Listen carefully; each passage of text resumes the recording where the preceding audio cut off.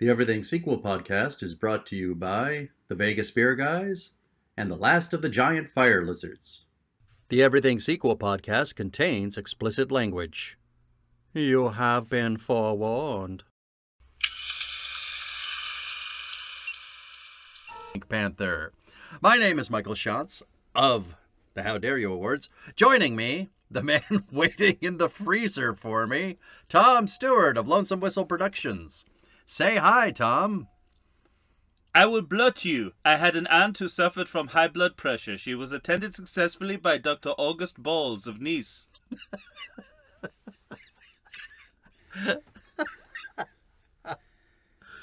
Oh, that's good stuff. Undoubtedly an ad-lib. Yeah. You know what I was thinking about, too? There's that moment where it's right after the Cato attack, and he's back in the office with Dreyfus. Uh-huh. And Dreyfus says, I want you out of this office in 5 seconds. And he goes, give me a break. I could be out of here in at least 3.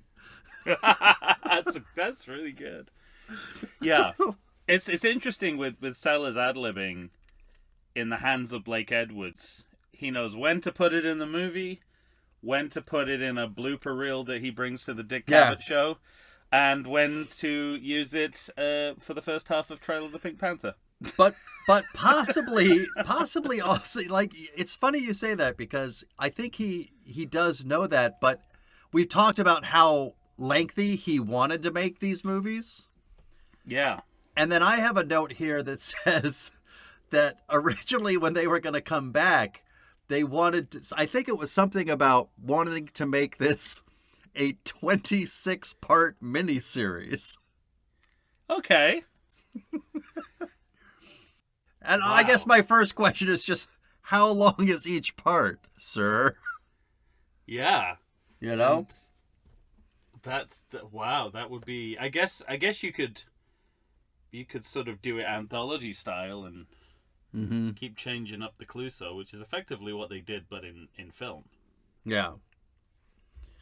Well, this film, The Return of the Pink Panther, is directed by Blake Edwards. We've talked about him. But he has some prestige movies. Well, at least a couple. He did do The Party, which we've talked around a few times because of the brown face. We've tried not to mention, yes. But then we have Breakfast at Tiffany's and Victoria. As if either of those two are any better. But, I mean, particularly Breakfast at Tiffany's, you know, in defense of Cato, we also have to remember Blake Edwards directed Breakfast at Tiffany's, in which Mickey Rooney played a Japanese gentleman. Correct.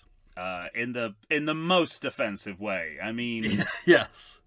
You know, this isn't Marlon Brando doing a yeoman's effort in Tea House of the August Moon, or even Laurence Olivier in Othello. This is possibly one of the most offensive racial caricatures that's ever appeared on screen. So, first of all, Cato is played by an Asian actor, so that's already a win. Yes. And secondly, you know, it's legitimately funny. Whenever those Mickey Rooney scenes come on in Breakfast at Tiffany's, the comedy drops out. Your heart falls out of your body and then explodes around you. And, you know, then it's just like, when is Moon River happening? Because I need that to kind of get myself back into the rhythm of the movie, I think. Well, and Victoria is a 1982 movie, so I talked about that movie at length with Matthew Aldrich. And it's extremely problematic. Yeah, I mean, I didn't react well to James Garner, and I don't say that often. There was a machismo wrapped around in that guy that I did not like in that movie. I think of the 3 movies, somehow Victoria is probably the least problematic, but it still has its problems. I mean, you know, the rest of I guess there are issues with making the okay, you know what I mean when I say Hannibal. I know that's what's his name? What's his real name? Wait, what? George Papard. George Papard, yes. I was reaching for it, and all I could see was Hannibal. All I could see was at first I went to Lecter, so I wasn't on your... beckoning me in the credits of the A-Team. You didn't give me enough information. I immediately went to Hannibal Lecter. Oh, okay. Interestingly, another master of disguise, George Peppard's Hannibal. Oh, yeah. Love it. Clearly influenced by Peter Sellers' Clouseau, I think. Mm-hmm. I have no idea how we got here. I don't know, yeah. We took a wrong turn, as usual. They made him, in the book he's gay, and in the film he's heterosexual. Mm-hmm. You know, there's a big basket of problems with Blake Edwards movies, but you know, that's what kind of that point of comparison actually makes the racism in this movie easier to swallow.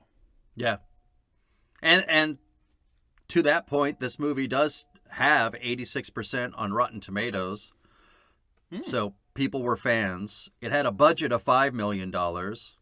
I don't have an opening weekend, but I have another funny one for you. In the USA, $41,833,347. And in the world, $41,833,423. Oh, okay. Yeah, the world is working magic, kicking in over $75. So, well, they're not bucks. They're francs, lira, pounds. Pounds. Yes, probably there are a few pounds was spent in going to see this film. I mean, not only Peter Sellers, but also, well, Christopher Plummer's not British, but he's Canadian, so we'll retroactively adopt him. Very good then. As always, MGM logo. And then we're back. We got cold open. Looks like there's some independent financing here, too. There was a couple of... Was there one? Production companies I've never heard of. Very sort of Canon-esque graphics. So it feels like some aspect of the franchise has been sold off in between this and Shot in the Dark, I feel. Yeah. But I didn't look more deeply into that. I just noticed it's like, whoa, I've never seen those names before, and I don't think I've seen them again. And they're not big names. Oh, okay. So they didn't catch my eye, I guess. I didn't write it down. They were probably it was probably after what happened with Inspector Clouseau. It's probably hard to get financing in the way it would have been post Shot in the Dark, I think. Now, we have a cold open. Yes. It looks like it's taking place in a spot you recognize, but I kind of want to talk right away about the fictional country of Lugash. Oh, right, okay, yeah. Well, I mean, my first note is that the movie begins with the Islamic call to prayer. Yeah. Like all great comedy sequels, we just did one. We just did Cannonball Run 2. Also begins with a Muslim call to prayer. I guess Team America is another. Mm-hmm. So that's, if you want to make a great screen comedy, I guess, head to that mosque and start your movie that way. Well, yeah. So yeah, this fictional country, was it so in the Pink Panther? Or is this another weird... No, so every time they're... Jigsaw kind of thing. This is referenced, and I assume it goes back to the first movie. Well, don't assume that, because David Niven is now Christopher Plummer, so anything's possible. I guess. All I know is when I started researching it, it said every time... Okay. Like, it's a fictional country, Lugash. And for some reason, it struck a chord with me, because I felt like we'd been over this once before. Have we ever dealt with a sequel that had a fictional country? Or am I just making that up wholesale? No, we definitely have. Oh, I'm struggling to remember what that is. So this is I'll to try and kind of back away from this hard corner that my memory's not going to get us out of. I will say it is very common in media to, when we're dealing with a Middle Eastern country, I guess because of oil money, right? I think this is what it comes down to. Okay. It's always they always invent one. Like The West Wing did it. Yes, Kumar. There's a real desire not to piss off people in that region of the world, and I think it basically comes down to oil. Okay, because they could cut us off at any moment, and we'd be living in Mad Max, right? So, well, when I first thought of it, my first thought was I probably am just thinking of The West Wing, but for some reason I thought we had a fictional country somewhere that somehow in the many years we've been doing this. Yeah, listeners, if you recall, any time we did a sequel set in a fictional Middle Eastern country. We certainly, we did, Last Blood is set in a fictional Mexico. Does that count? I mean, it's called Mexico, but it bears no resemblance but to the it's not country. No resemblance to. Yeah. the amount of trouble you can get in Mexico. So it was shocking to me. You take 1 foot over that border and someone's already cut your foot off and raped it. According to Rambo Last Blood. What'd you do? What'd you do to him? Cut off his foot? Anything else? I raped the foot. I raped the foot. I mean, that's you're a solid henchman. I'm giving you a raise. It's all about the follow through. Well, and then we have this cold open in which we get an explanation as to exactly why the Pink Panther diamond cannot ever be stolen. It's a really smart bit of writing, I think. First of all, I thought so too. Enough time has elapsed that we do need something of a recap of the Pink Panther mythology, and of course, the last Sellers Clouseau we saw was shot in the dark, which had completely moved on from that storyline. Mm-hmm. So I think it's necessary because of that, but it's also interesting. It's like Blake Edwards does exposition in the same way he does comedy. So he's in the same way that he tells you the joke before he does it. He telegraphs the joke. Mm-hmm.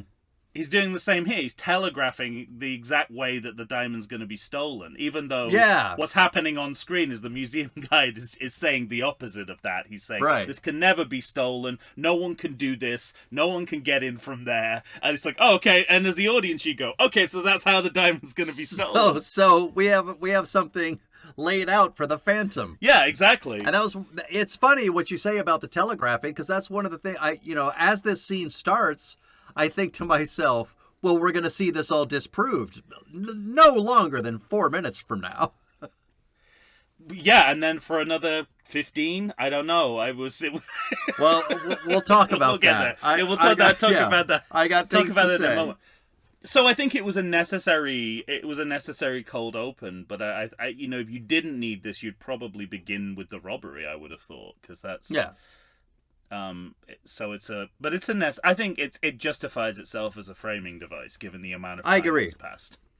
And then we go back to, we'll have our credits with our cartoon, and now we're at least the first thing we're going to see is the actual Pink Panther, not the diamond, the cat. Well, and specifically his butt. Yes, right. That fade from the diamond to the dancing butt of the Pink Panther may be one of the most underrated transitions in cinema. I know people talk about the jump cut in 2001, but if you ask me, this is right up there. And the message is clear, isn't it? It's like it's a glittering return for the real star of this franchise, but the real star is kind of coded both ways as both the Panther and Clouseau. The diamond and Clouseau. The way the Panther enters and then the way that Peter Sellers' name shoots onto the screen and lights up.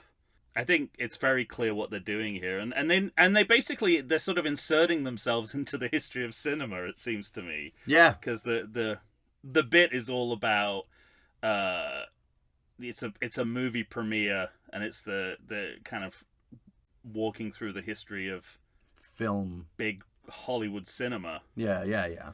So it's a pretty bombastic opening to the movie. It is. In fact, one of my last notes is that the title's so nice they named it twice. Because you see the title twice. Yeah, that's true. So it's definitely got an agenda. Sure. This title sequence more than the others have. But and you see that it's really about getting everyone both on and off screen back. Yeah. Because you got Herbert Lom, Blake Edwards directing, the Henry Mancini Pink Panther theme. Well, not everyone. Yes, but from Niven will not be there. But from the Shot in the Dark era. All right, fine. And the character of the Phantom is in there, I guess. Mm-hmm. Which is, I don't know. Do you have any information on whether Niven refused, or whether they never asked him, or how that went down? No, yeah, I think I mentioned it in the ranking episode. They talked to him about it, but he just was not very keen on the idea. And that first movie was supposed to be a focus more on Niven. And it was intimated, at least in IMDb notes, that he thought Sellers, who's a brilliant comedic performer, stole some of his thunder. And so he didn't want to sign up for that again.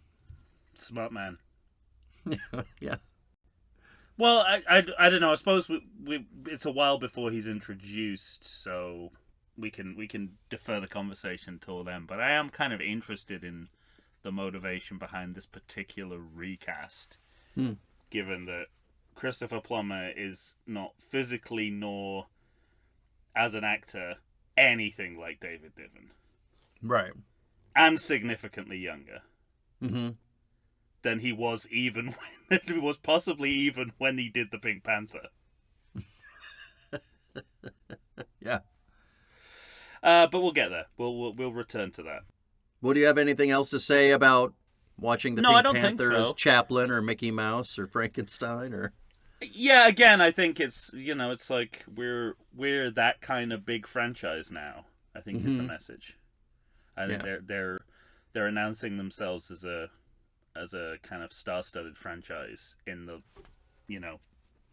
mode of a Frankenstein or a Chaplin film series or something like that. All right, well, let's talk about this lengthy theft, because I want to know what you think. One, let me tell you the dichotomy going on. I think you said it all when you said lengthy. Yeah, I mean it's so long. I have a hard time even believing it. And yet there was this part of me that was almost a little bit impressed how deeply Blake Edwards was willing to go into the genre of caper. Yeah, exactly. It's interesting as well, because I mean there are a number of ways in which you could say that this series is kind of a safe move, a kind of conservative, backwards-looking move in going back to everything that made the series what it was. But they do still take risks, and I think this is the first big risk that they take. They really roll the dice here, not only because this sequence is so massive in scope and takes up so much of the movie, but also because the heist element is taken from Inspector Clouseau. So, it's like there's a danger of doubling down on that movie, that debacle, or, debarkin. And I think so I'm sort of impressed that they rolled the dice quite as much with this one.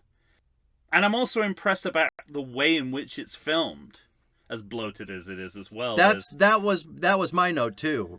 I agree. It's not lazily done at all. The point of view crawl across the floor, which is in about 10 minutes from now, is like a, Blake Edwards is thinking of cinema. He's not resting on his Laurel and Hardy's. He's thinking of cinematically inventive ways to represent this kind of quite tropey sequence. Like I've never seen that technique used before, and I think it's brilliant. I agree. And the action and violence is really well handled. That shootout on the balcony, on the roof, yeah, it's not, there's no, and it's it doesn't turn into slapstick. Like it's a legitimate piece of action. Mm-hmm. Because this part of the movie is largely non-comic. Right. And I like that. I kind of like that distinction. You know, that it kind of goes back and forth between the comedic part of the film and the thriller. That was the push and pull for me for this entire opening scene, because I kind of respected the work that Blake Edwards was doing as a director and making things interesting and taut and as that type of genre. I mean, it's working on every level it should be for a regular heist movie. Yeah, exactly. But then there's that part of me that's like, you know, when it's finally over, I'm like, we're fucking 20 minutes into this movie almost. Yeah. I feel like, and it's interesting because I go both ways. Like, sometimes I think it has to be around that length in order to create the suspense that they want to create. Yeah. And I feel like I tried to think of what would be the modern movie. So, you know, a modern movie would not have a sequence like this in it. What would their solution be with it? And I think they probably intercut the cold opens. Yeah, I think they go back and forth between the museum guide and this. You're right. Because it's like, you know, every movie has to be told in flashback now. Mm-hmm.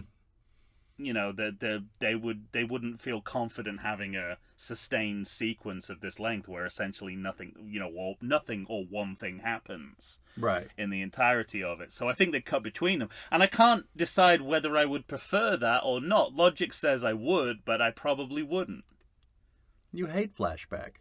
Well, What are you talking about? But I acknowledge that you know there's room for improvement here. There's probably another way of doing it that's tighter and savvier. Yeah. But at the same time, I don't know if the alternative is ever going to be better. I think I finally landed on the side of I'm impressed with the brashness of it. Yeah, and the deep dive. Here's this 20 minutes of movie almost. It's ridiculous. Do with it what you will, but this is what I'm fucking showing you. So and it doesn't really serve it gets you from A to B, but beyond that, it doesn't serve any narrative or character purpose because there's no clues to the identity of the Phantom in there. Mm-mm. Which is the kind of, again, the normal reason you'd have a sequence that long is it will be full of clues that you would later decipher. Yes. And that's simply not the case.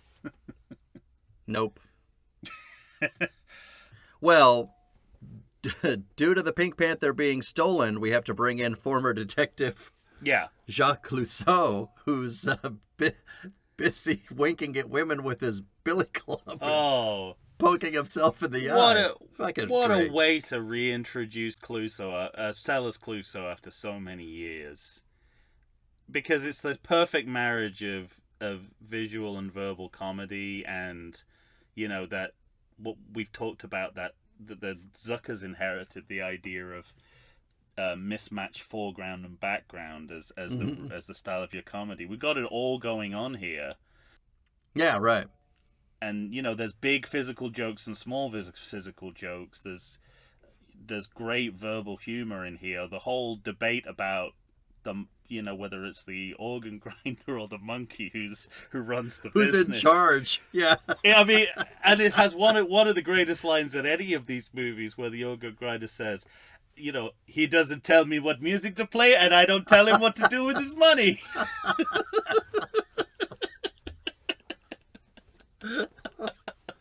The whole bit between the old man with the monkey and Clouseau, to me, like you said, it's a great reintroduction. Mm-hmm. But fuck, man, it's just well-written comedy. It's so funny. It was so funny to me. Yeah, it really is. And again, what you mentioned the kind of hitting himself in the eye with the as he flirts. With the truncheon. And I thought, you know, that we really missed that throwaway slapstick. Like, that's something that Yeah, Peter Sellers right. does incredibly well. Like, he does these And incredibly... we didn't get any of it in the last movie. Well, you get the incredibly convoluted slapstick, but you never get it thrown away the way that Sellers does it, where you actually believe that he's doing it to himself accidentally. And there's there's an even better example later on, but just that little touch at the beginning of the sequence, it sets the scene it sets the standard of comedy. Really, it's the standard setting scene, and it does everything it's supposed to do. And it's also got to announce the new Clouseau with your 20% broader accent than before. Yes, absolutely. And as we talked about before, Sellers did this intentionally. He didn't want to stand still on Clouseau. He wanted to at least interest himself. Yeah, no, quite, yeah. And it's interesting what you said as well, is because the diamond's stolen, we've got to bring back Clouseau, and I like the way that the sort of the sequel's behind the scenes project matches what's going on screen. Sure, right. So the diamond's been stolen again. Hence, Clouseau is investigating the robbery again. We're going back. We're going back to the well, both on and off screen. And right. Well, and also we're going back to a shot in the dark, I think, because a lot of his talk with the old man has to do with Sydney ordinances and permits and stuff like that. So he's using what was used against him to get himself arrested. That's to so fun. Use his authority. I love that part of it. They knew that, because I hope that's deliberate, because that is beautiful. That's a beautiful inversion. Oh, I love it so much. Yeah, well, and also, I guess we should also talk about what this also tells us is that he's been demoted. Yes, right. He's just walking a beat. Yeah. So this case is going to rescue his career as well, and it's really good writing, because then Dreyfus is in a period of ascendance, because he's got Clouseau out of the detective bureau, and then he has to bring him back in, and that's when his backslide happens. I mean, sure. I don't know what happened. How did he get back into the office? Yeah, we don't know. Because the problem is the narrative. You could almost get away with it if Clouseau. He didn't confess to Clouseau, right? Because then he confessed to Clouseau. He says, I murdered all those people. I just planted that bomb that just murdered all the people in that car. Right. So if they were thinking ahead, they wouldn't have him do that. We'd find out by another means, and it would just be his dead, dark secret that he was happy to hide. They might think that we would think that Clouseau would mess it up anyway, like he didn't hear it correctly or something. Yeah. But it's interesting, like the first Pink Panther film, the second Pink Panther film, both end with arrests or, sort of, I guess Pink Panther ends with Clouseau getting arrested. Mm-hmm. So that has to be walked back, or, you have to assume they walk back for both of them. Right. And and then Dreyfus commits mass murder, and we have to walk that back too. So there's a sense of just wanting to blow things up in the ending, sometimes literally, that really costs you when you're doing an ongoing series with the same characters. But I have to admit, it got a laugh out of me, because one of the first things we see, after Clouseau lets the bank robbers get away and actually hands them a sack of money. That was very good. Yeah. But we cut hard to Dreyfus yelling at him for being such an idiot. And it actually got a laugh out of me just seeing him in charge and yelling at him. Yeah. Because I thought, so he's got his job back. I mean, his anger and ire was at enough of a level that it made me laugh that he has his job at all. So I don't know if that part was purposeful. I don't think it's purposeful, but I think it's accepted in comedy that you can do the reset. Like at the end because of a sitcom you need it. Yeah, like at the end of a sitcom episode or something. Or going all the way back to Laurel and Hardy. What the whatever state they end up in at the end of their movies is kind of reset by the beginning of the next one. It's the Casper the Ghost rules. As pointed out in Cheers. At the end of every episode, everyone loves him. He's got lots of friends. At the beginning of the next one, he's got no friends and everyone's scared of him. Because, as Cliff said, he slakes his thirst for human blood in the meantime. But there is that. I think there's just an accepted reset that it's almost like, oh, whatever we do, however crazy we go, we can always just kind of reset the clock at the beginning of the next episode or the next installment. Right. I think that is a comedic genre convention that you can get by on. Yeah, sure. Well, Dreyfuss is yelling at him. He's going to suspend him for 6 months. Mm-hmm. So he's got to go home. Oh, that's right. Yeah, that's the way it goes, isn't it? He gets the call after he's suspended him. Yeah. So we see that's the thing that stops the fight. The ignominy of as always, it's a phone call that stops the fight. Yeah, and I mean, it's interesting that they go all the way to retcon Dreyfuss because, it's no less dark. He's got the gun lighter moment in this scene, so there's always a dark tinge to the character. And I guess the point is you've got to inflate and deflate the balloon regularly for that to work. Yeah, that makes sense. Yeah. Well, he goes home to his what looks like a very sad life. Yes. His post-Simone life. You know what? So we've talked kind of already at length Milhouse's dad is what I'm thinking. Yeah, we've already talked at length in the episode, the ranking episode, about the sort of freezer attack. Yeah. But there are other things at play here that I really like. You know what? One thing I really like in this movie that they add? That little character twist of a neighbor who has to put up with all this shit. Yeah. It's very funny to me. I like that. I love her having to hear the crashing and the banging. Yes. So it's so intrusive, so much so that apparently every time she sees him, she just starts beating him. She hates him so much. It is. I mean, that's a great perspective to add, I think. Yeah, I thought it was really funny. And we're building out Clouseau's world because we don't.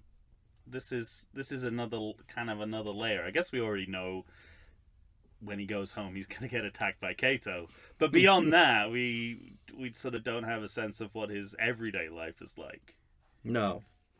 But once he gets into that apartment, I love everything that Blake Edwards is doing. The way the camera moves following him around the apartment. He goes through the swinging door and the camera just comes up to the window of that swinging door to watch him jump through the beads and then come back through the door, and the way it's moving forward, moving backwards. It's really fluid. I think it's really great work. Yeah, and it is. It's maybe one. I've kind of settled on the notion that in the cycle of James Bond and Pink Panther, Pink Panther pretty much is the kind of formative film series. But here I think they are kind of taking off the sort of James Bond walking into a room where an enemy is kind of like laying in wait. I think that's what they're. And we've already talked about this to death, but the Kato coming out of the fridge freezer covered in ice. It's amazing. Just such a great payoff, and I guess that the added extra, the sort of way in which this sequence ups the ante is that now that there's a burgeoning tradition of martial arts films being released into the West, we can start to use this sequence to parody that because we have all the slow motion, flying kicks, which But it's very it's like pure. It's pastiche. It's really advanced for this era to cotton on to parodying like a style of cinema. Right, because they take it even beyond the slow motion. I like the moments where they're missing kicks. Mm-hmm. Kato hits a little Buddha kind of statue that rings out. Yeah. He also misses a kick where he puts his foot into a tiger rug. Yeah. like into its mouth, so the fangs get his feet. Mm-hmm. Oh, that's pretty funny. In terms of what you're talking about in the spoofing of the Yeah. of the Oh yeah, films of the absolutely. Yeah. time. Yeah. And again, the influence this had on Mike Myers and the Wayne's World 2 is essentially Sure. the fight with James Hong is like a tribute to the Kato scenes and how they're filmed. Shot. And he takes it to another level with the dubbing, but it's the same parody Joke. of the same thing. Or parody. Yeah. Mm. All right. And it's well, just, a lot of the problem is he just keeps he just he keeps saying those two words. keeps giving out the racial slurs. Yeah, it's not good. And you ignore it once, and then it happens again, and then it's like it's kind of weird because, well, in this movie, he mentions it several times very casually. Yeah, casually, and also unnecessarily. They're talking about after a bomb goes off or something. Yes, exactly. It's more gratuitous. It doesn't. So it's hard. It's hard to take, but it's harder to take in those moments. And that's the problem, because your plausible deniability would be, it's the 1970s. We're insensitive.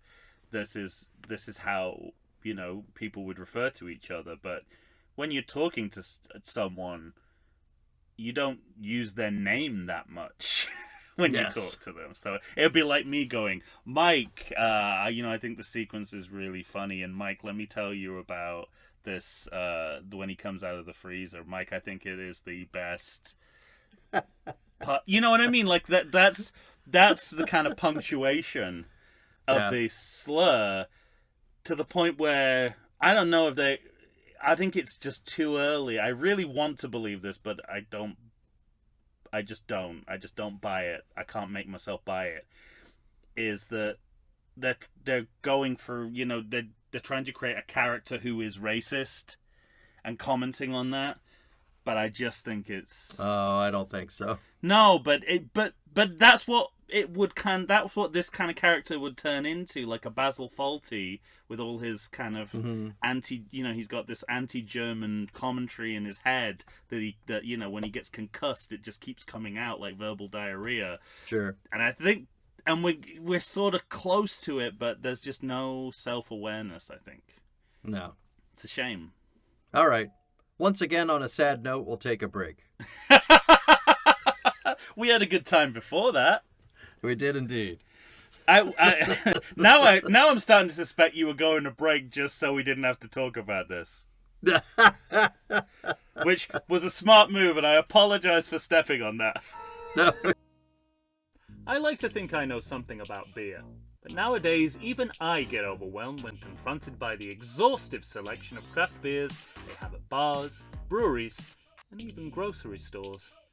Back in the day you had one, maybe two craft beers to choose from, and if you were confused, you ordered a Guinness. But in beerstinations like San Diego, the craft beer options lately are in double, sometimes even triple digits. So what's a beer drinker to do?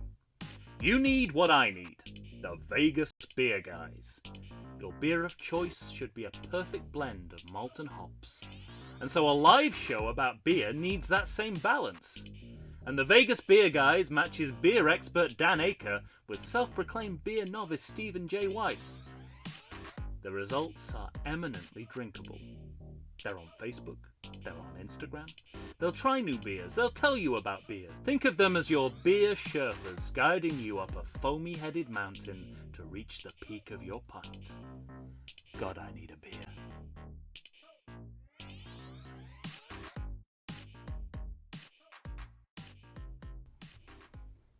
And we're back, ladies and gentlemen.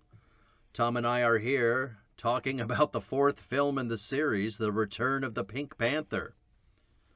1975 film, directed by Blake Edwards. All right, when last we left, we were talking about sad racial insensitivity. Yeah, there's no need to go back, though. I think we've said all that needs to be said. We're not fans. We're not fans. Now we could talk about bomb deliveries. Bomb delivery, yeah. The other thing that stood out to me is there's a pencil drawing of Lennon on Clouseau's wall, and I'm not sure what the joke is here, but I laughed very hard when I saw that. I missed that. I think it's just a non sequitur. I don't think they're trying to make out Clouseau as a communist. I think is a communist, yeah. I think it's my headcanon was that, you know, he got it in a garage sale or something and doesn't understand the significance of it. That's very funny. Yeah, did you notice, again, like, there's non sequiturs like that. There's also kind of edges of surrealist comedy here and there. The way that the TV news anchor reacts to the bomb going off in the building, even though he's not in the building. Like, yeah, I think Blake Edwards and Peter Sellers have a similar kind of offbeat humor that strays into the surreal sometimes. All right. So, I like that a lot.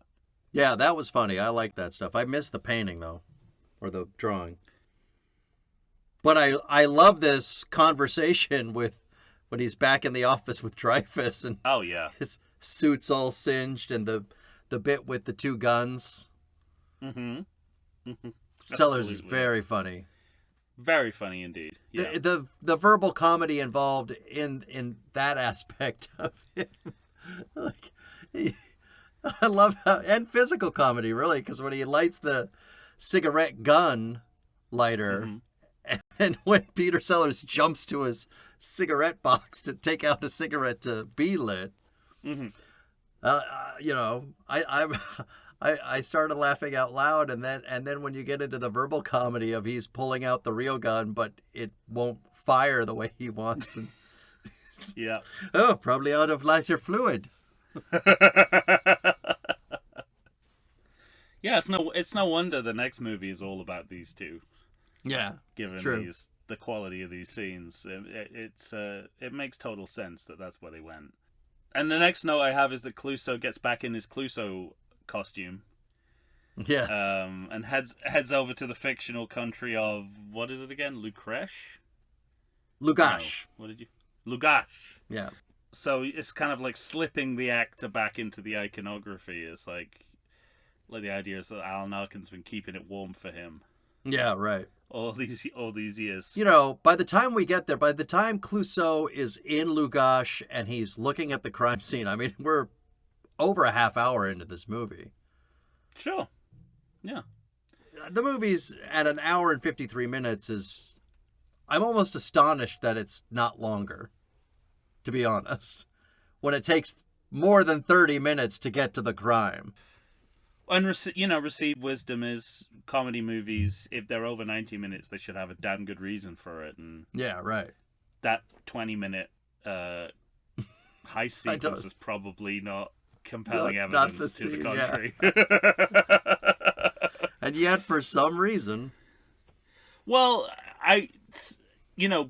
obviously one of the projects of this series is to go back to the basics of the series, what made the series work in the first place before it lost itself. This scene is one of them, watching him detect. Yeah, but it also reminds me that part of that is going back to the basics of comedy, because I think one of the best jokes in all of these films, when he arrives at the museum with the two police officers, and they turn a corner and he keeps going down the corridor, and I cannot tell you why this is as funny as it is, and it's so simple, but it's so effective. I think about that joke on a daily basis since I've watched this movie. Just him continuing down the corridor, and I mean, it partly is because it's of how far back the camera is, so you just see him disappear, and the two people get really close to the camera. The framing before they go back and notice he's gone.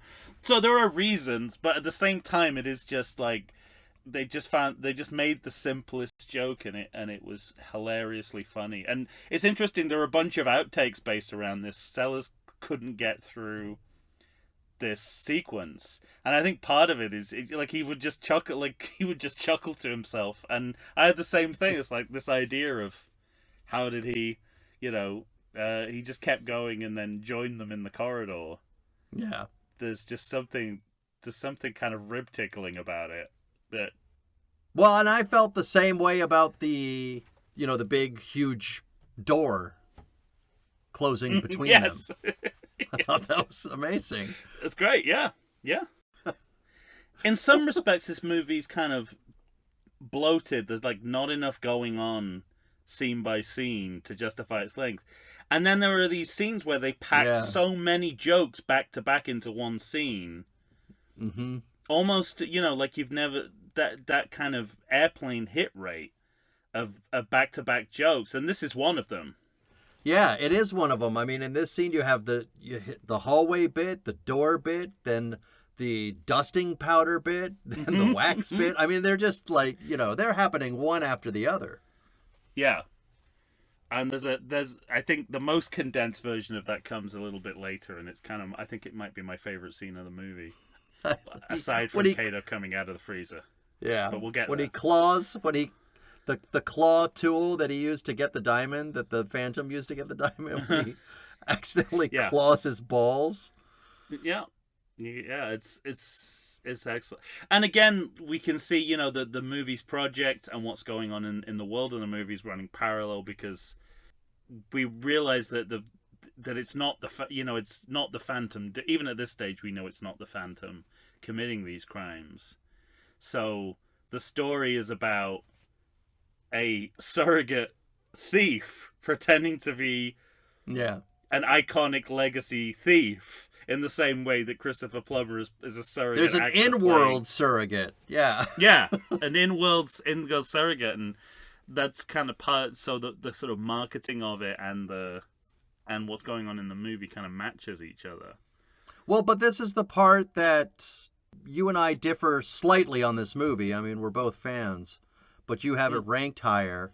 And this is the part that, I don't know if I have to blame this movie, because we're coming up to the scene in which we're going to see Christopher Plummer as Sir Charles Lytton. Mm-hmm. And his wife comes home from a weekend away, and the newspapers are saying, the Phantom has struck again. And she says, "Oh, I see you've been bad while I've been away for the weekend." And in that moment, granted, I'd seen the movie before, but it had been a really long time.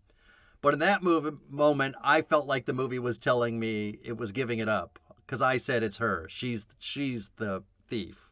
Mm. And then on top of that, we already kind of talked in the other episodes about the two divergent stories. Yeah. And it's kind of starting to diverge here. Sure. But one is super broad comedy every time you see Peter Sellers as Clouseau, and the other one is sort of this James Bond-esque Christopher Plummer storyline, which I'm sure speaks to you, sir. Well, it's also remarkable because it's very much like The Spy Who Loved Me, except that movie hasn't been made yet. So once again, the Pink Panther got in there first. Yeah, and that was the other part that I thought you would respond to, because it just... Yeah. So many of the scenes feel like that movie. Yeah, and again, it's more evidence that the Bond films are following in the wake of the Pink Panther, not the other way around. But yeah, so I can kind of see what you're getting at, but I think I enjoy both sections of the movie in their own right, and I don't really mind that they're not that connected. Mm-hmm. And this is where we get the beginning of the disguises that overtake Clouseau's characterization. The first one is the kind of pool cleaner, who interestingly works for Acme Pool Service, which tells you we're going in a Looney Tunes direction, and we really are. Yes. Because, twice we end up in that swimming pool at different times. The second time, that was full-on Wile E. Coyote. Yeah. But it made me laugh, too. It made me laugh like those cartoons used to. Yeah, completely.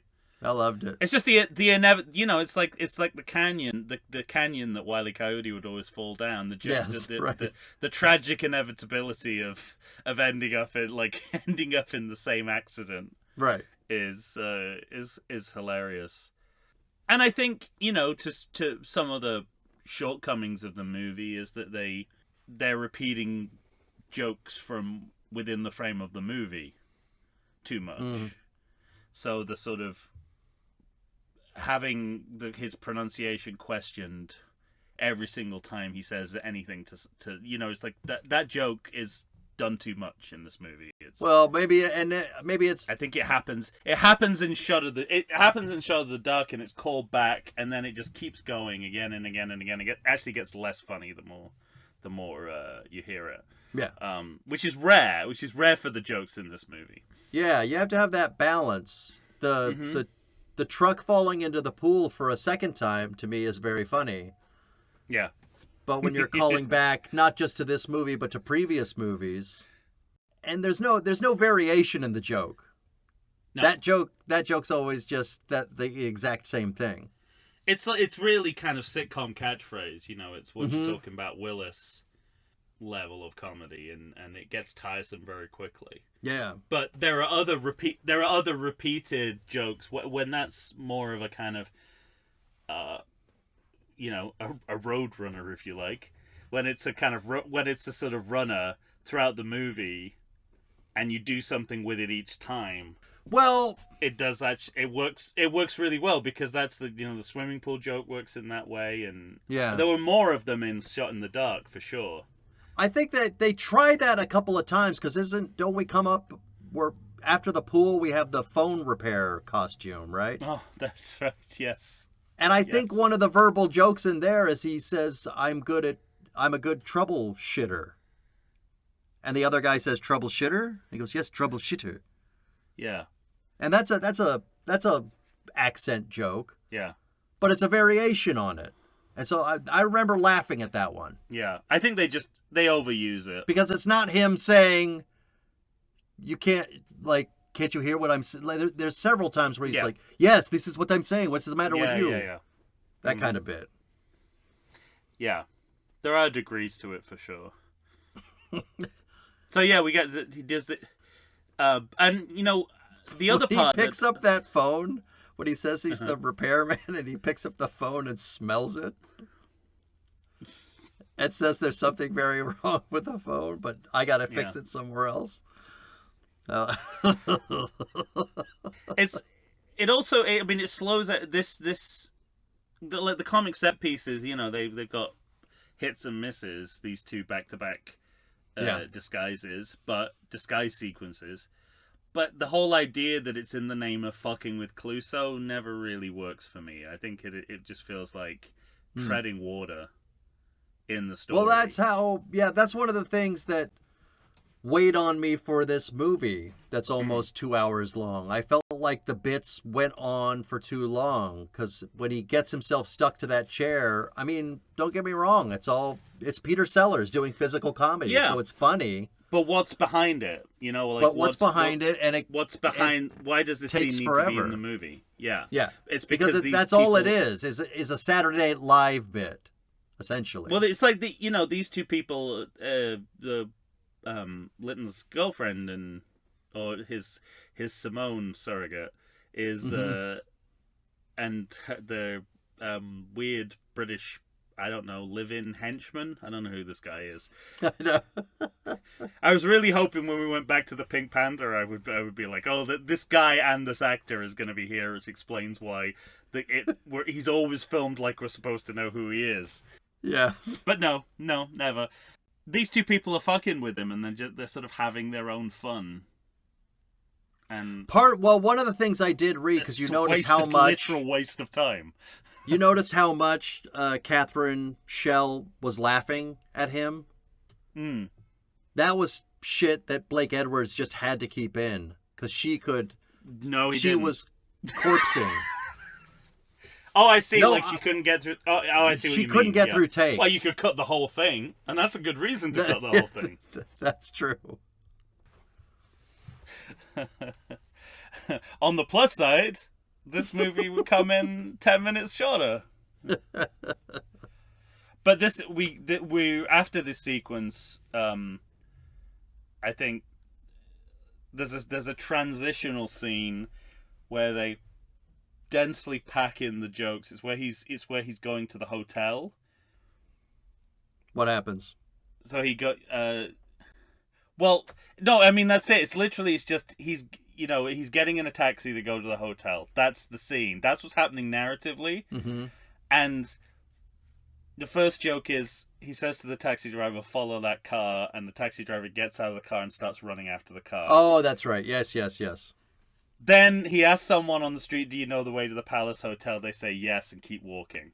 And then he gets to the hotel lobby, as if this wasn't enough for this tiny transition scene.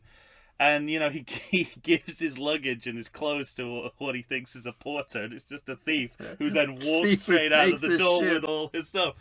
And not this is just this is what I mean about densely packing in the jokes, because, this is dead time, essentially. This is just shoe leather, but it's the most entertaining part of the movie because they filled it with 3 back-to-back perfect comic setups in this entire time. And the way he films the last part, Blake Edwards, as well, he keeps it as a continuous mid-shot the whole time. Yeah. So you see him hand over the clothes and the luggage one by one. See the guy go through the revolving door. And then you see him walk out the door. And then Sellers watches him walk out the door. Through the window. Get into a taxi and go. My favorite part is, you think he'd clue in when he gets into the car, but the guy looks backwards and gives him a wave. Yeah. It's just so he waves back. And just taking that opportunity, we have this moment of dead time. Let's fill it with multiple funny bits back to back. I just think it's the genius of both of them. The follow that car, followed by the guy taking off, that got a big laugh from me. Oh, brilliant. Just such again, so simple when you think about it. It's just right. Verbal misunderstanding, and yet incredibly just taken to the heights of. And they're all different kinds of jokes as well. That's the great thing. It's like they're back to back, but they're all different kinds of, they're all different kinds of Well, on humor. top of that, because of how Blake Edwards films it, the sections, because the guy takes off in the taxi, and so he's just walking it. But the way he's filmed it, he makes it seem like it was a 30-mile walk.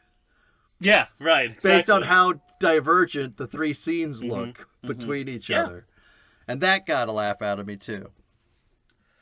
I think it's absolutely brilliant. And then I really like this, again, this proto Spy Who Loved Me action sequence that Christopher Plummer's involved in the next scene. And this is where I wanted to talk. This is where I wanted to talk about what Christopher Plummer brings to the role. And I think this is, again, a moment where they're rolling the dice. Recasting legacy characters has not worked well for this series so far. Right. We're doing it again by recasting David Niven with Christopher Plummer, 2 very different actors. You're not going to get what you got with David Niven with Christopher Plummer, but, he captures the suavity of the character in a, not in the same way that Niven did, but enough of it. But he also cuts through it really well. I love the fact that after he's that rope escape, he, when he lands, you see him mouthing the word shit. Yes, and that's then that was good. And then he limps away. And I'm like, this movie got lucky that Christopher Plummer is such an adept actor and such a winning performer. And I mean, but then Alan Arkin's that good, but he fucked it up, so it's not guaranteed. No, but he's also fundamentally miscast, and Christopher Plummer just simply is not fundamentally miscast as a suave thief. But it's a different guy. I agree. Almost to the point where I was like, is this the nephew? Is this because that would make more sense if this was the nephew. No, I agree. But it's not. It's not. But it's not.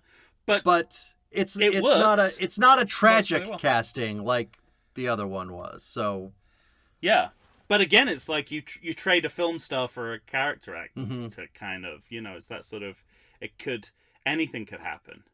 But I mean, Christopher Plummer, just if you look over his career, the range of work he's done in different movies, we've seen him as a Klingon already.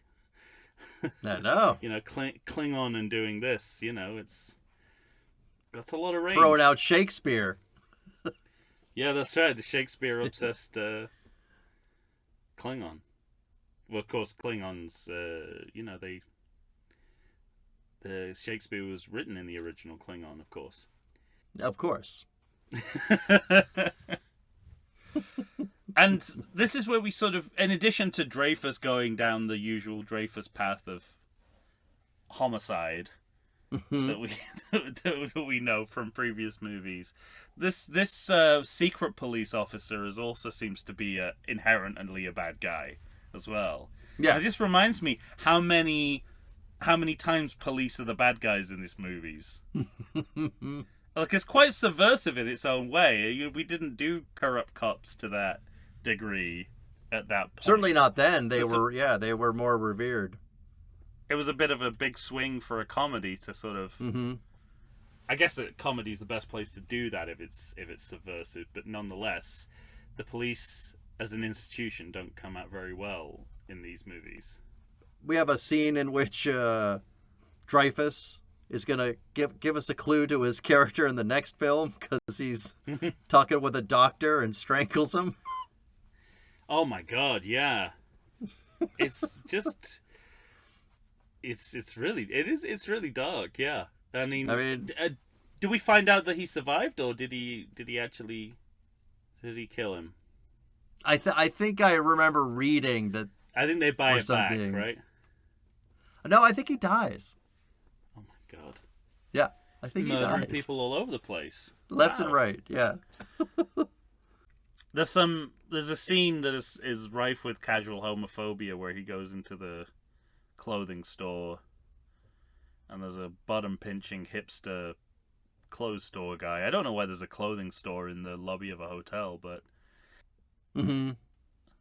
it's just, again, it gives me that bitter taste in my mouth. Yeah. That 1975 sometimes done. It's very William Friedkin's Cruising. Right. Right. Even though that's 1980, but that's scene in Mean Streets with the gay guy in the yellow raincoat. I'm like, can we not? Son of a... Well, we've talked about that before, say with the Naked Gun series. Yes. Well, yeah, I guess there's less of an excuse in the That's even 90s. later. I mean, that's in the fucking 90s. Well, the worst part of it is in the third one, which is that, when supposedly we're conscious of those things. Then we're into a scene, a very sort of music hall driven scene with Sellers playing a cleaner who keeps sucking up the vacuum everything in the apartment, including parrots and paintings, and priceless paintings. And I think it reminds me, obviously the scene, it goes on too long, but I think Sellers' Yeah, that's the thing. Sellers' greatest gift as a comedian is, his brilliance is on display with everything he's doing, but it also seems as though, I think I mentioned that it was hard for him for Blake Edwards to get Peter Sellers to come back. And so I think part of it might have been, just let me do whatever the fuck I want. Yeah. Although I also read from another person who directed him that he was useless by the third take. Oh, that's interesting. So, because he would get tired of saying the same lines.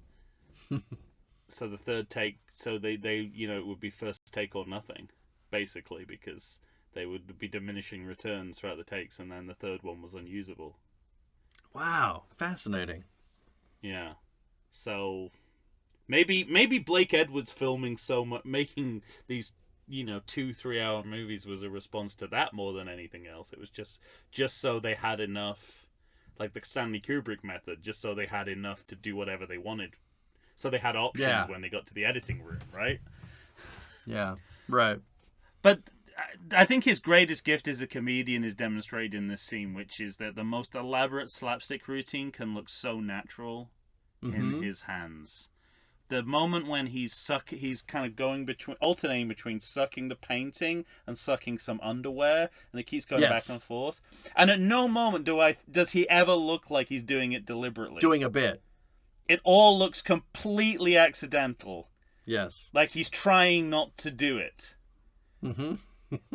And again, I think, Jerry Lewis had this as well. Like, whenever he would knock something over in one of his movies, he'd, it would be like he'd try and gather them all back up, and in gathering them all back up, he would make them fall again.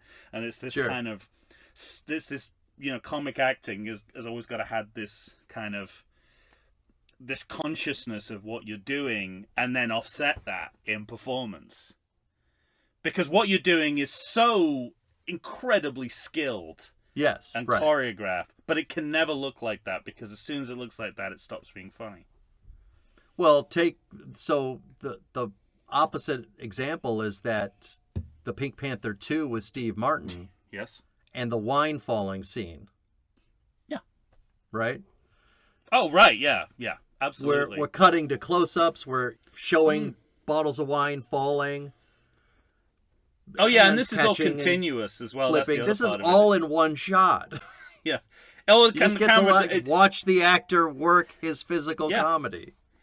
And it's the sort of being able to see that repetition live and uninterrupted is part of it too, definitely. Yeah. But it's too late in the film to have such an extended sequence. What we need now is momentum, and we're far from that. It's so long though. It really is. Like so many things in this movie. It goes on a while. Yeah. And it's interesting that they're happy to kill off, as I understand it, that doctor. But the parrot, we have to know that the parrot survived. Yeah, the parrot has to survive. By the way, do you know the tidbit about that parrot?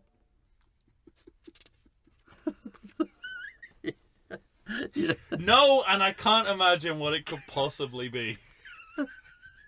I would think your mind would jump to one thing specifically quite quickly. Where else have you seen parrots? He was the parrot. Is this about a parrot actor? Yes. No. Yes. I don't know. Treasure Island. No, same parrot from For Your Eyes Only and The Living Daylights. What? How long do parrots live? A long time, actually. Yeah, parrots live a while. And The Living Daylights. Yeah. Oh, that is the best bit of trivia I've ever heard. So, let me see. This is 75. So that's 12 years. Doing good work. Between this and Living Daylights. Wow. That's amazing. Because in back of my head, I was like, well, what could this trivia be? Unless it's something like Clyde the Orangutan. Yeah, right. And that's exactly what it was. And it was. Wow. But the Living Daylights is that's a deep pull, because he's not, I mean, in For Your Eyes Only, obviously, he's the end of the movie's based around him, but in Living Daylights, he's just a parrot in a kitchen that, a very happy kitchen porter gives some meat to. Never know why that kitchen porter was so happy. All right, calm down. We got other things to talk about. We do. But I assume whenever that scene begins, I assume there's always some kind of like Rancor Keeper moment where the parrot gets shot and it's just he's crying with the dead parrot in his hand. Sure. All right, I tell you what. Why don't we take one more break and then we'll come back, finish it up. The only thing that would be more surprising to me is if it turned out that was the dead parrot from the Monty Python sketch.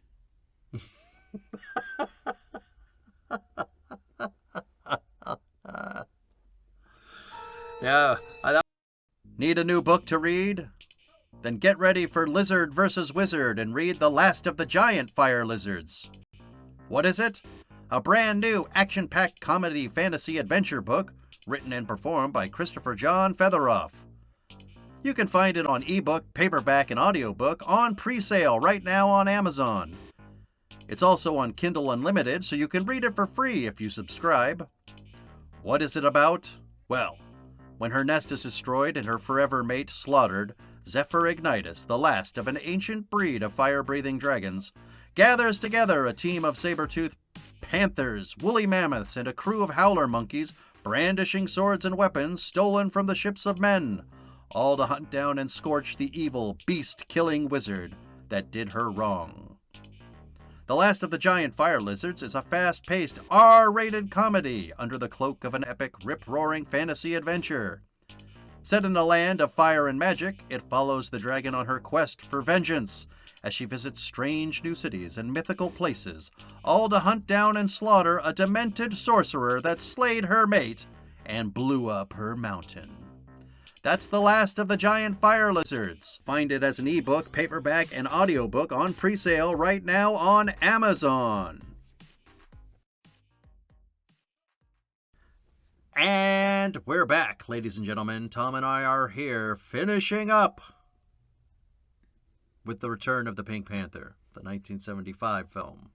Once again, directed by Blake Edwards. And not for the last time.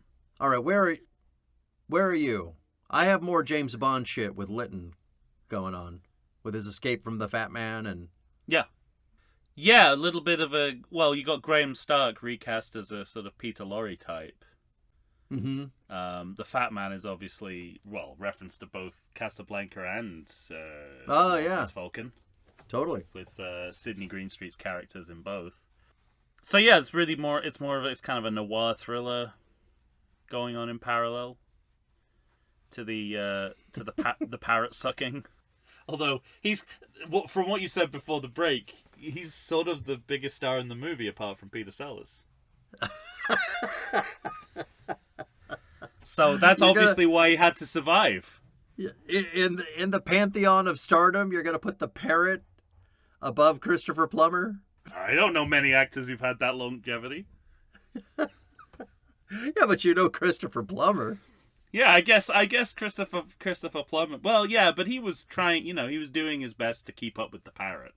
That's why he lasted so long. That parrot went through 2 different Bond actors. Now, I'll have to remember this. I'll have to remember this for our next episode, because I remember in our ranking episode we weren't sure. We were disagreeing about which movie had more costume changes. But one of my next notes is, yet another disguise from Sellers. So I must have been waning on it. Yeah.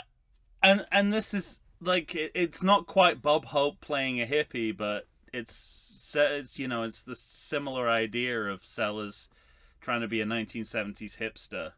Yeah. And it's kind of embarrassing on top of everything else. Like, the other disguises are just sort of straightforward music hall. This is more like, trying to look like a hippie of the time. Right.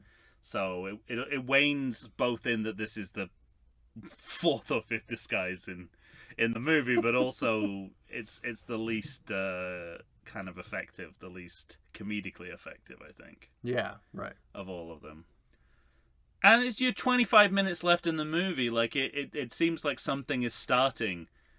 Like, an aspect of the movie is kind of starting, and we really should be wrapping everything up at this point. Because the 2 stories are about to converge. They're getting closer and closer, right? Yeah. And yet, we're starting something new. I thought it was so funny to see Clouseau drugged again. Yeah. Because that felt like Inspector Clouseau. Yeah.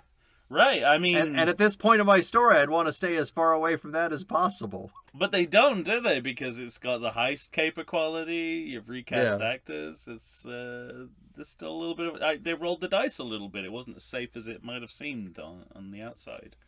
And it's, again, like, what's... Like, really good screen comedy, but what's it all in aid of? Like, the answering the phone from the bath. Mm-hmm. It's like this tiny moment that becomes a whole comedic set piece, but I'm like, what are we doing here? Are we trying to kill time, or are we trying to tell the story? And a lot of these scenes kind of...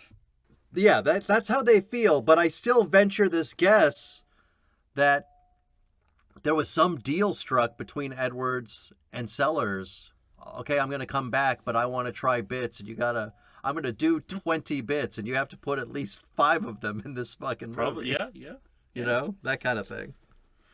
And then, after taking so long to get to this point, we speed up to get to the end of the movie, Cannonball Run 2 style.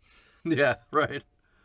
And I guess the way they're playing it comedically is that there's suddenly a narrative urgency, but then there's also lots of mini obstacles to stop Clouseau being able to do everything efficiently. Mm-hmm. So that's the kind of comic conceit of it, is that every possible delay you can think of befalls Clouseau when he needs to get somewhere quickly.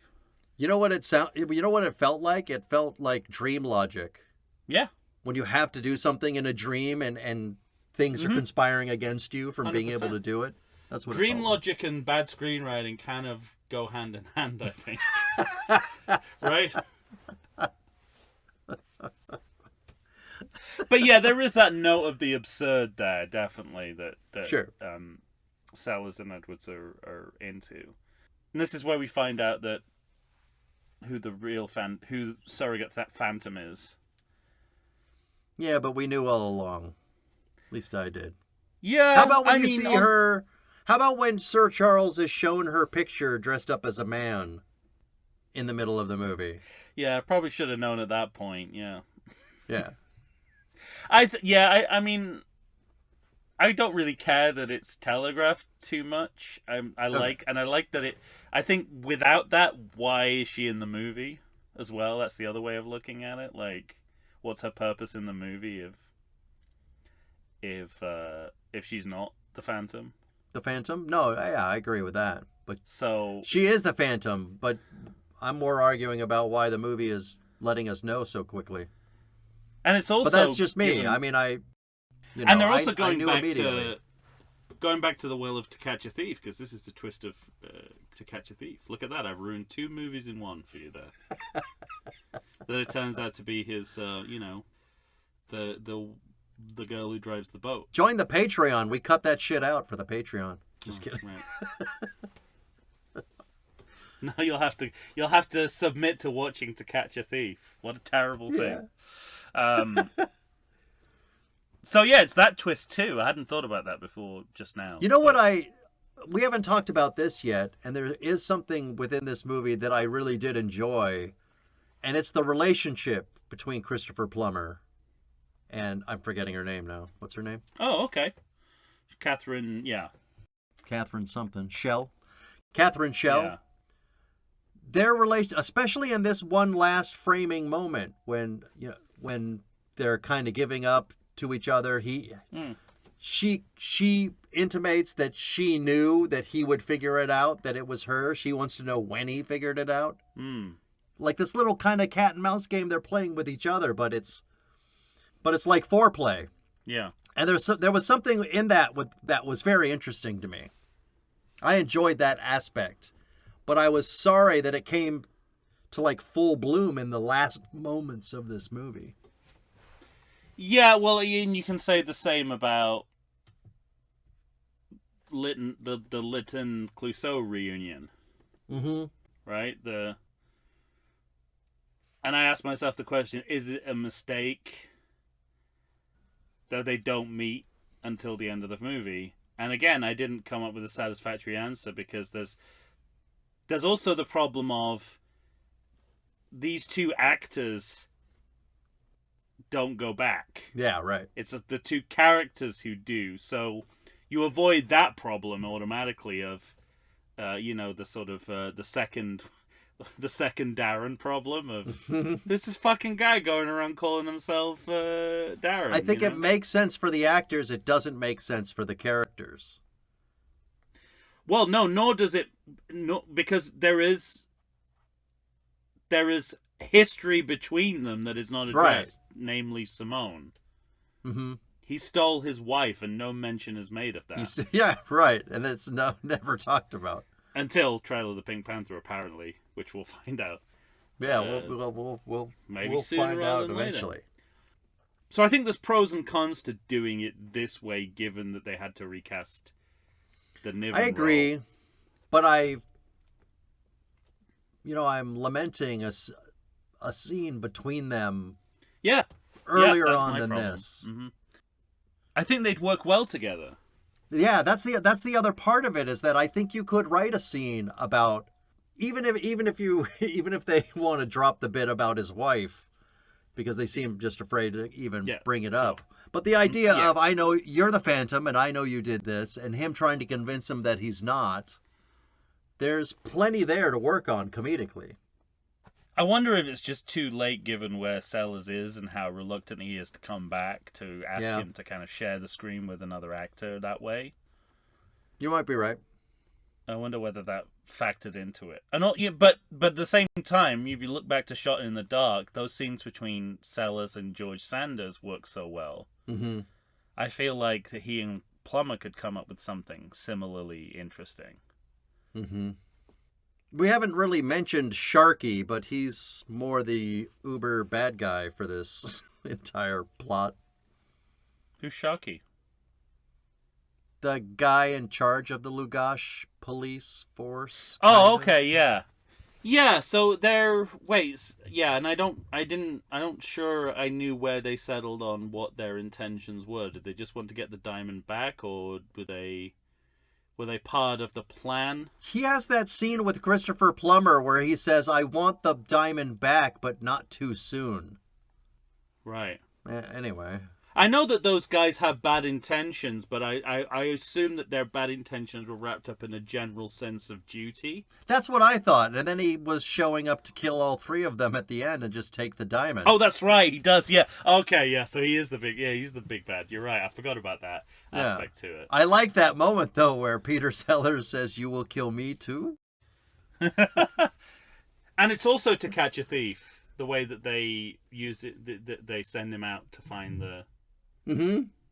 It's exactly the same storyline. Cary Grant is accused of being the retired cat burglar, is accused of being the new cat burglar. So the retired cat burglar has to discover who the new cat burglar is. Yeah, right.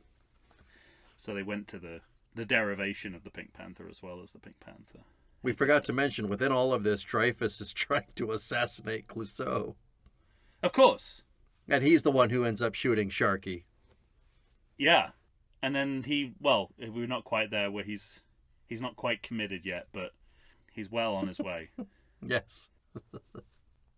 Yeah, and then we return to the framing device, the confines, the cold open, which is great because you can imagine a movie where they forgot that that's how the movie started and never go back to it, and I like that they have the forethought to make that a wraparound. Because otherwise, why have that first part? That's what you'd be saying. Yeah. And also, in case this doesn't work, in case this bombs and we don't get to do another one, let's wrap it up in a nice, tidy little package. That's sequel smart. That is sequel smart. You're going to have to keep using that. Yeah. That's going to be a new... Is it sequel smart? That's going to be a new question for us. Okay. It's smart, but is it sequel smart? Is it sequel smart? And I get a sense of, that maybe they would be just happy to get away with this. Mm-hmm. And leave it there. Get away with making 3 of these Clouseau movies and call it a day. Yeah. Except... we also kind of reestablish the idea that Lytton will become a recurring character. Yeah. And then, of course, promoting Clouseau to chief is obviously you're opening you're opening a couple of different doors to the next movie. Sure. At this while wrapping it up, in a nice little bow for future Panthers. Yeah, he's promoted, and then. Then they celebrated they celebrated a Japanese restaurant where he gets a fortune cookie, and because Clouseau is a good detective, he immediately realizes there's something up. Yeah. And then a Kato attacks. Which is a very nice moment. Yeah, and Kato... As a geisha. And he does his one... Sellers does his one look into camera as well at the end of the movie. He gets one per movie. Yeah, right. Not as good, though. Not as good as A Shot in the Dark. No, it's much more of a George Lazenby on a Majesty's Secret Service kind of looking down the lens, rather than an Oliver Hardy exasperated look at camera. Mm-hmm. Because it's before a moment of action. And then we head over to the padded cell. Yeah, he's writing shit on the walls with his feet. Such a disturbing image, and again, like both the both the success and the pitfall of Herbert Lum's Dreyfus is that he's so funny, and it's so real at the same time. Yeah, and right. You could never really separate the two. It's sort of like you almost want a hammier, kind of more vaudevillian actor, because this feels kind of too close to the bone sometimes. Like, he legitimately looks like he's going mad. Yes. And then I like the way that they factor in the Pink Panther as kind of one of his delusions. Yeah, I noticed like that. I thought that was funny. Like the pink elephant, like an extension of the pink elephant. Yeah. And yeah. That's a really nice. But that's where the kind of, the Roger Rabbit quality kind of ends, because clearly they filmed a sequence with Dreyfus and added in the Pink Panther afterwards, because there's no interaction beyond that point. No, yeah. So I wish the cartoon would mingle with Dreyfus a bit more. Be funny. Although I do like the deranged foot scribbled ending. Yeah, me too. That's a creative way to end a movie. It's also kind of the end question mark a little bit as well, I think, because I think even here they're seeding the idea that whatever the next we might be back. We get to a next movie, it's going to begin with Dreyfus in the nut house, which is exactly what happens. Yeah. And we'll talk about that when we talk about the movie. But what's up next? It's quite a. It's for the first time. It's kind of a really specific tease of something that could evolve in the story. The idea that. Well, I guess it's the next film's decision not to retcon it, but it's going to be like a continuing story thread. Yeah. In a series that doesn't really do that. Right. Doesn't like that, especially when it concerns Dreyfus. Credit check. Well, that is the credit check. Such as it is. Yeah, the Pink Panther and the end. All right. Very That's good. That's what happens. The Pink Panther comes in, and then we say it's the end. So excellent. Asked and answered, Your Honor. It is funny. It's a funny movie. Yeah, I think it's very successful in parts, and the parts more than make up for the shortcomings of the whole for me. Mm-hmm. I agree. Just those snapshots that you get in the movie from the monkey sketch to the follow that car scene, Kato in the freezer, like it's there's some real gold. There is, yeah, gold in there. Mm-hmm. All right, anything left for you before we sign off? No, I think said everything you had to say. Yeah, I'm not changing my ranking at this point. I think I was just about to say I'm really excited to talk about Strikes Again.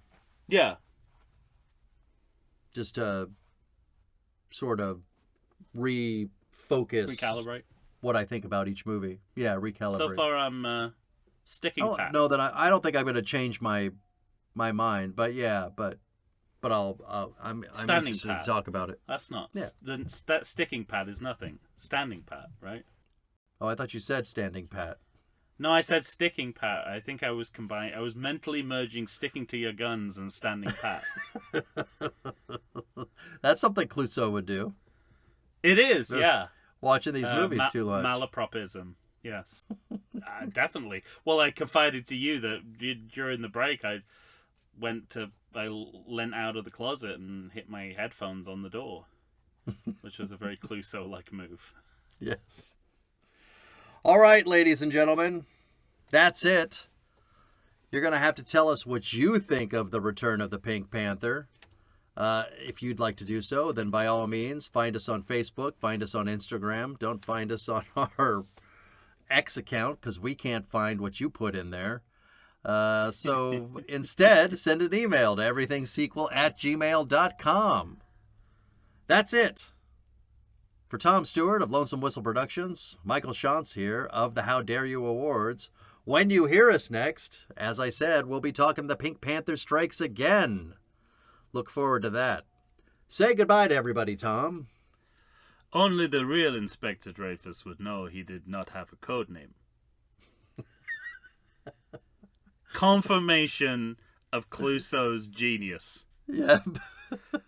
Your first instinct is to laugh at that, and when you think about it, you go, that is brilliant. It's great. Columbo would be proud of that.